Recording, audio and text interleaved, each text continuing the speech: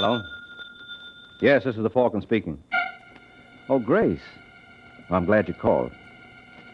I'll have to cancel out tonight, Angel. I'm all jammed up. Some girl I know just brought me a very unusual proposition, and I'll be hanged if I touch it.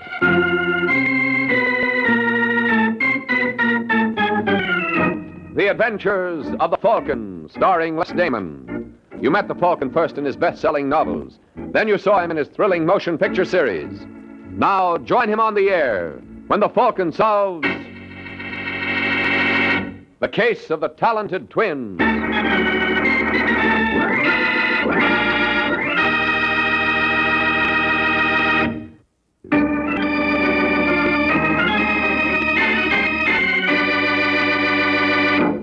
And now, the case of the talented twins.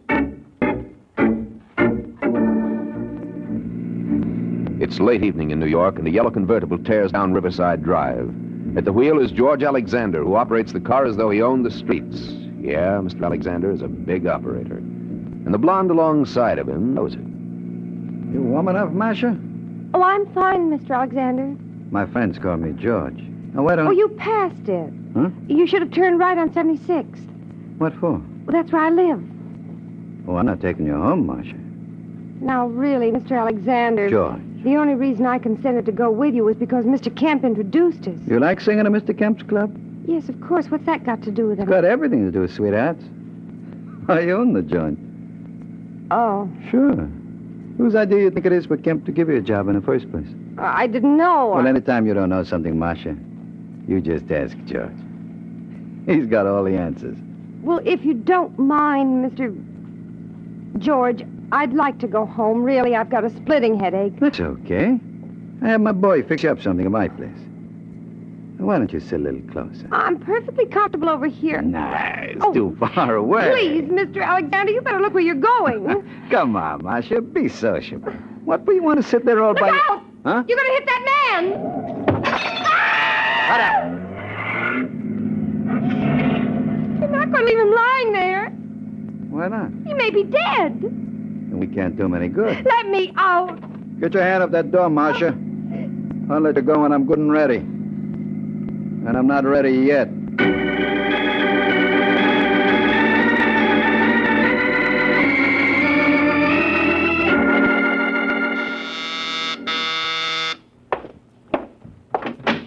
Yes?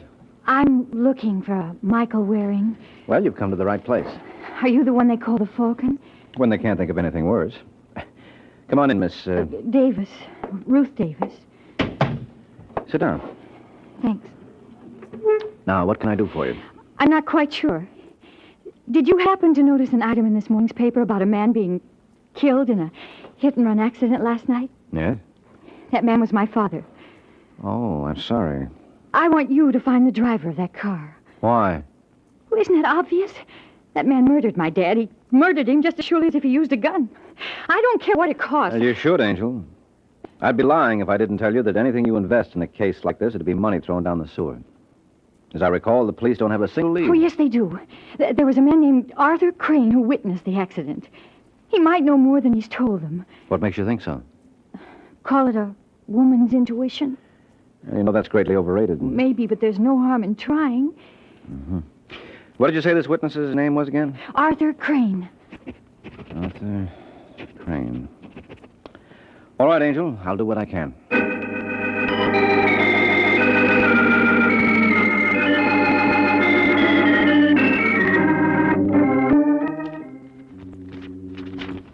Here it is, Artie.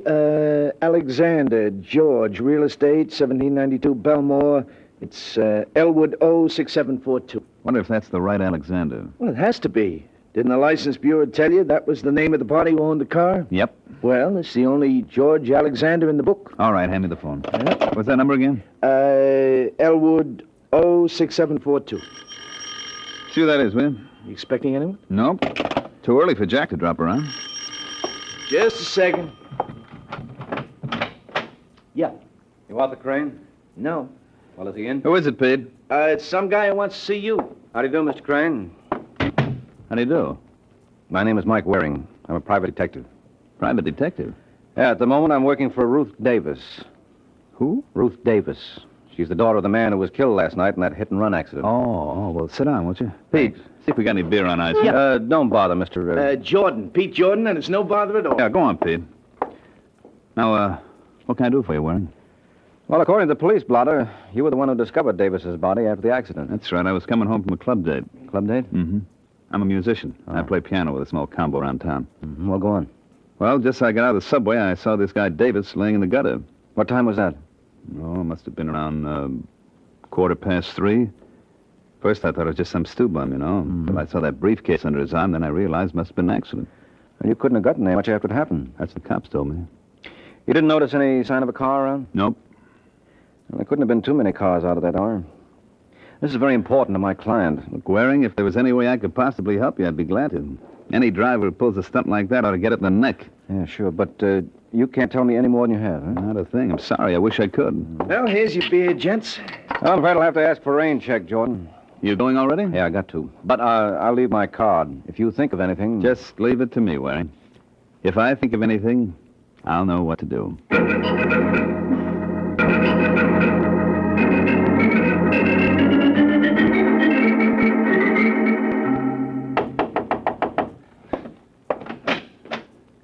Yeah? Is Mr. George Alexander around? Who wants to know? My name is Artie Crane, but I don't think it'll mean much to him. Just say I'd like to talk to him about a yellow Buick convertible. You what? Tell him I admire his taste in cars. You're nuts. Mr. Alexander doesn't own any convertible. That's not what the license bureau told me. Maybe you better come in, Buster. Yeah, maybe I better. Sit down. I'll get Alexander. Hey, that's a nifty-looking piano he's got there. Mind if I try it? Just so you don't break it.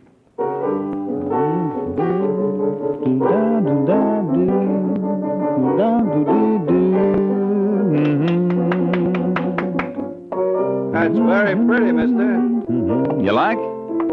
Yeah. What do you call it? I've got those gimme, gimme blues. It's a very original title. I'm a very original guy, Mr. Alexander. How so? Well, 99 guys out of 100 who know what I know would have spilled everything to the cops. But not you, huh? Mm-mm. Little Artie knows when to keep his mouth shut. For instance. Keep out of this, Vince. Go on, Crane. Well, for instance, last night I was coming home late and I saw a car bowl over some character who was crossing the street.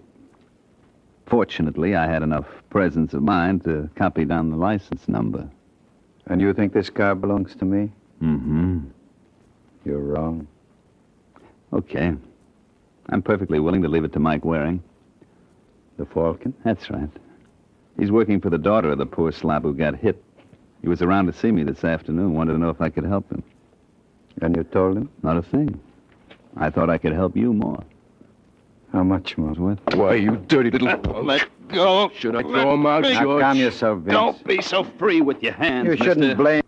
Vince never liked blackmail. Well, that little pushing around is going to cost you another $5, Alexander. What? Take it easy, Vince.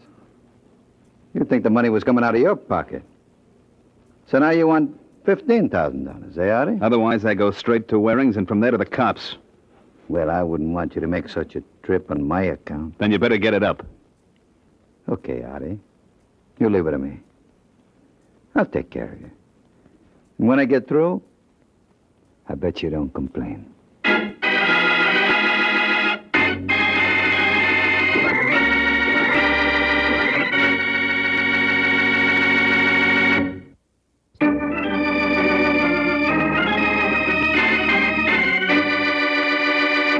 Now back to the adventures of the Falcon. 2 hours have passed since Artie Crane made his little call on Mr. Alexander. Now we find Mike making a call of his own. Only his isn't nearly as successful. So when you come right down to it, Mr. Waring, you've made no progress at all. Well, I could give you a big song and dance, Ruth. No thanks. I'm in no mood for entertainment. You see, the truth of the matter is I'm stymied. The only potential witness we had was this musician, Artie Crane. And he couldn't tell you anything? No, not a single solitary... Oh, wait a minute. What's the matter? That briefcase your father was carrying... That won't help you. They found it clear across the street where it was knocked by the car. Well, if it was knocked there by the... Say that again. This Artie Crane character told me he realized that it wasn't some drunk sleeping it off when he noticed the briefcase under your father's arm. What's wrong with that? Hey, you just said it, Angel. The car sent that briefcase flying. If Crane saw it under your father's arm, it could only have been while your father was alive. Then Crane was lying. That he was. You think... I think I ought to have another little talk with that boy. Oh, Let's see if we can get him up here. he won't suspect anything? Not if it's put to him the right way. What'll you tell him? Now, don't you worry, Ruth. I'll ad-lib something. Hello. Hello, I'd like to speak to Artie Crane, please. Who wants him? Mike Waring. Well, Artie isn't here. This Pete Jordan? No, Pete isn't here either. Well, where is everybody? Unless there's been a change in plans, you might try the morgue. Hello, you still there, mister? Yeah, I'm just waiting for the top right. Hey, wait a minute. Is this Sergeant Corbett? Sure is, Mike. All right, Corbett. Give it to me gently. Who did what to whom? Well, whom is your friend Artie Crane. The what was a half-dozen slugs through his head. As far as the who is concerned, we got no idea. Have you, Mr. Waring?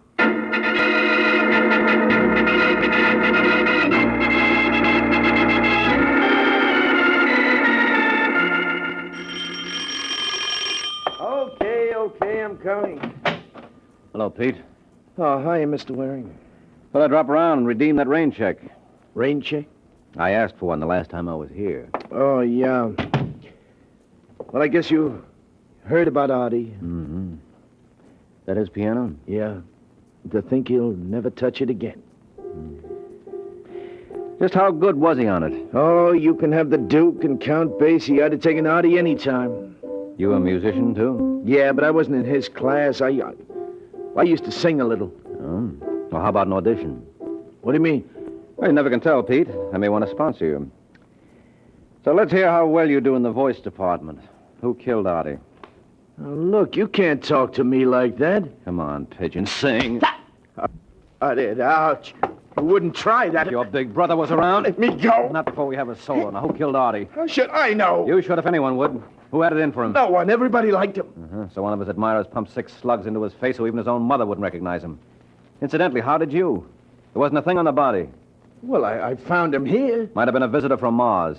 Yeah, but he had a flag tattooed on his shoulder. A patriot, no less. Who was the hit-and-run driver who killed Davis? I don't know what you mean. Yes, you do, Pete. Artie must have told you everything.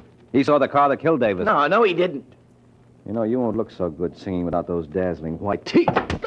Well? There's a fellow named Alexander. Does this fella have a first name? George. George? You mean Arthur tried to shake down George Alexander? You know him? Well enough to realize that Artie made a serious mistake trying it. Let's hope we all profit by his example.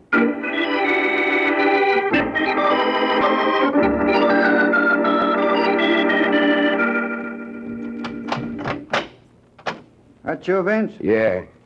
How you make out? Just look. All right, beautiful. Inside. Stop that. Inside. Hello, Marcia. You're not going to get away with this, Mr. Alexander. I told you my friends called me George.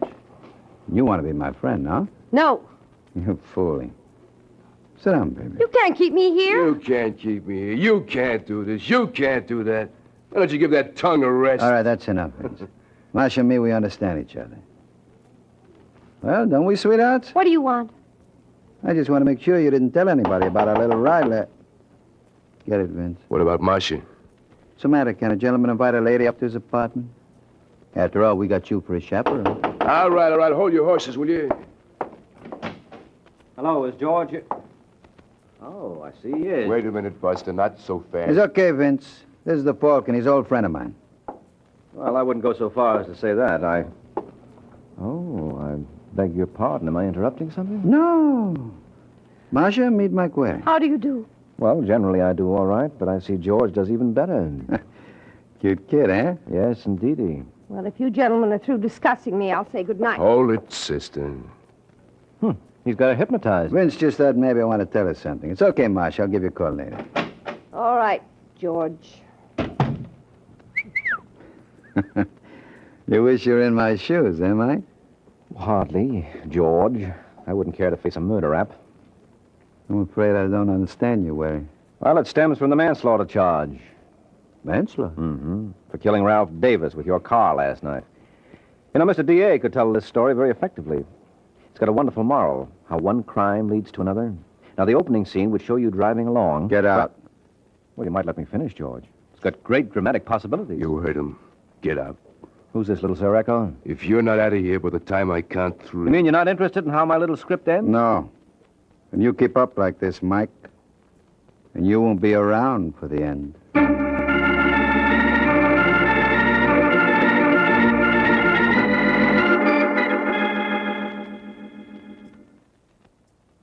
Very interesting, Mr. Waring, but what happened after that? That's all there was, Ruth. You mean you know who killed my father and you let him go? I mean, he let me go. He bought you off. No, wait a minute, Angel. Sure, I was a fool not to see it before. But we'll see what the police think about... Sit down. Oh, You listen to me, Ruth. I walked out on Alexander because there wasn't a thing I could do. you know he ran over my father. Yeah, sure I do, but where's our evidence? There isn't any way I could tie it to him. The only witness was murdered. Well, Well, what? you know he murdered Arthur Crane. Can you prove that? Well, it stands to reason... Look, Angel, you can build as good a case against several other people. Who, for example? For example, you. What? Sure. You knew Artie Crane could identify the man who killed your father. And when he refused to give you any information, you murdered him. That's the most ridiculous piece of... Yes? Mr. Waring, That's right. my name's Marcia West. I don't know if you remember me. Oh, you underestimate your charms, Marcia. You're the kind of a girl my kind of man could never forget. Well, I'd like to talk to you. Well, what would be the point? I thought you were a close friend of Alexander's. Well, I was in his car last night. You what? Yes, he was taking me home when he killed that man. Where are you now? At the place where I work, it's called the TikTok Club. When can I expect you? Just open your door, Angel. I'm practically there now.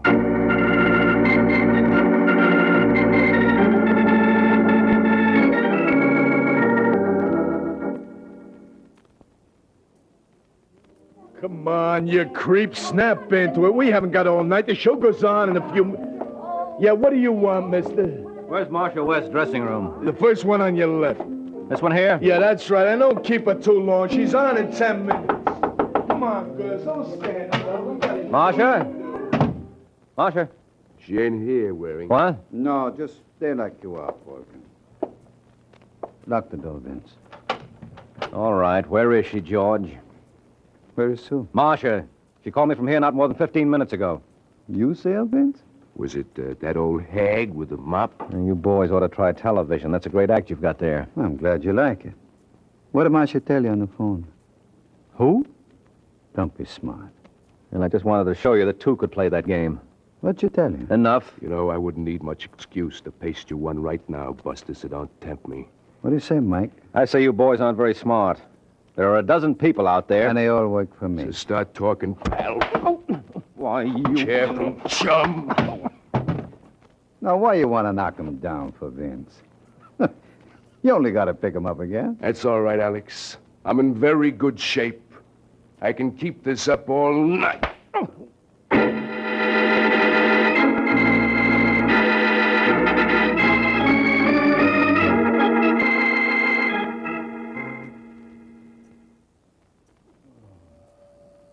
Well, Sleeping Beauty, I didn't even have to kiss you to wake you up. Huh? Yeah, this isn't the Princess Palace. It's Bellevue Hospital. No kidding. Okay, Mike, who slugged you? First, I want to know where you found me, Sergeant. On West 8th Street. How did I get down there? I can tell you one thing. I don't think you made it on foot. Someone must have given me a lift. Oh, A character named Vince, working at the behest of George Alexander. what do they want to do that for? Because Alexander was the one who drove the car that killed Ralph Davis last night.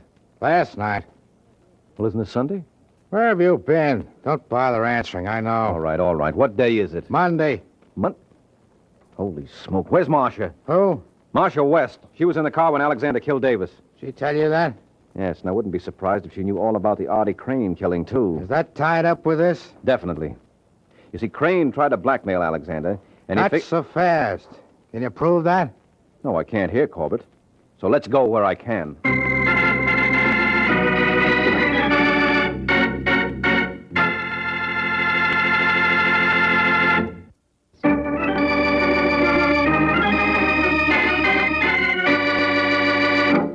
Now back to the adventures of the Falcon.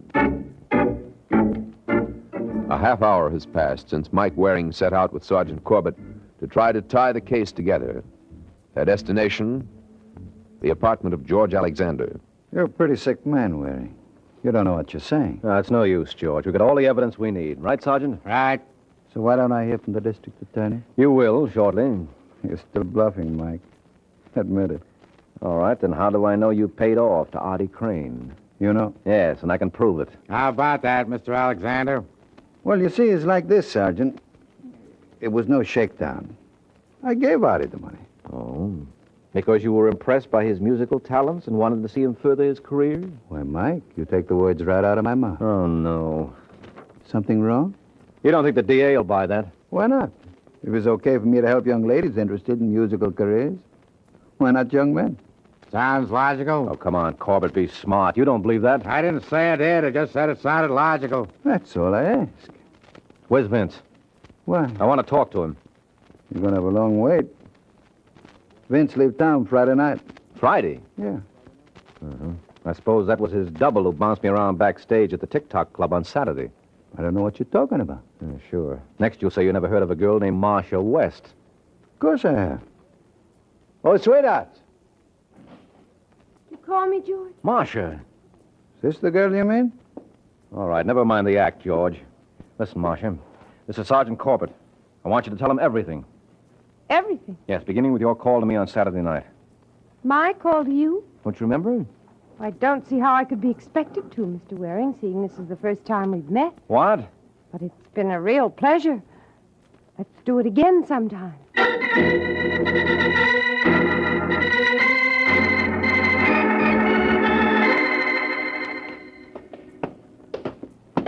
You know, Mike, maybe we ought to go back to the hospital. It's not a bad place. They got a couple of good-looking nurses there. Okay, so I'm nuts, Sergeant. But just humor me a couple of minutes more. I still don't see what you're going to accomplish with Pete Jordan. I tell you, he knows that Artie Crane went to see Alexander. That still don't prove anything. Crane could have gone to see Alexander for a million reasons. Well, suppose Pete's willing to swear that he... Yeah? Well, if it isn't the gay troubadour. Hello, Pete, remember me? Now, look, Waring, I'm busy. Yeah, sure you are. This won't take much of your time. Didn't Artie Crane tell you he saw the car that killed Ralph Davis in that accident?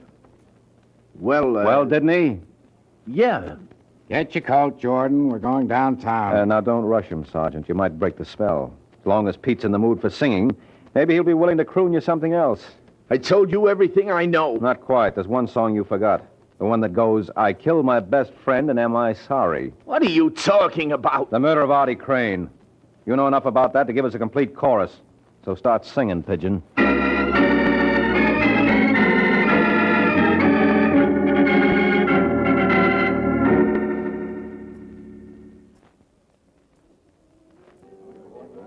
Well, girls, that's the whole story. Alexander goes up for manslaughter and Pete Jordan for murder. Any questions? I have one, Mike. Oh, so have I. I think Marcia was first, Ruth. All right, go on, Marcia. Well, first, I think I owe you an explanation. Yes, I wouldn't be surprised. Well, Alexander made me say I didn't know you. He and Vince caught me phoning you that night. Yes, I figured as much. I was afraid of what he might do, not only to me, but to you. Well, I thought she had a question to ask. Oh, well, all I wanted to know is what made you suspect Pete Jordan. very simple thing, Angel.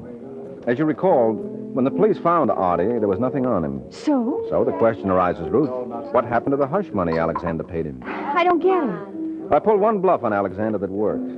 The only reason he admitted giving money to Artie was that he thought I could prove he did. And you couldn't? No, because there was no money found on the body. And it stood to reason that Alexander and Vince didn't remove it. Otherwise, they would have known I was bluffing.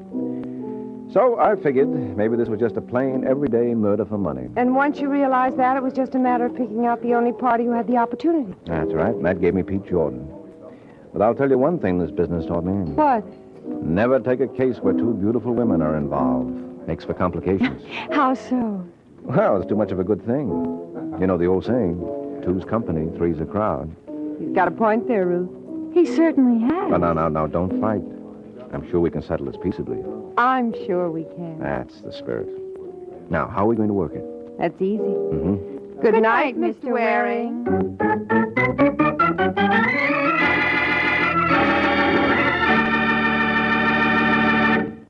Please turn the cassette over at this point to begin side 2.